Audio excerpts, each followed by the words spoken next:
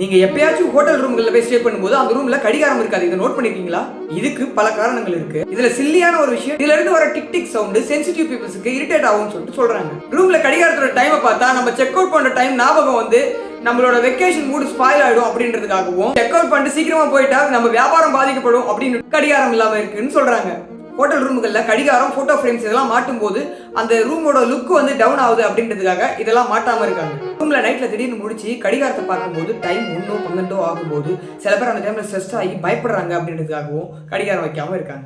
சும்மா யாருமே போய் ஹோட்டல்ல ஸ்டே பண்ண மாட்டோம். ஏதாவது டூர் போயிருப்போம், ஏதாவது மீட்டிங்காக போயிருப்போம், ஏதாவது ஃபங்க்ஷனுக்காக போயிருப்போம். அந்த மாதிரி டைம்ல தான் ஹோட்டல்ல ஸ்டே பண்ணுவோம். இந்த மாதிரி டைம்ல வந்து நம்ம டைமே முக்கியம் கிடையாது அப்படின்றதுக்காக தான் கடிகாரமே இல்லாம இருக்கு.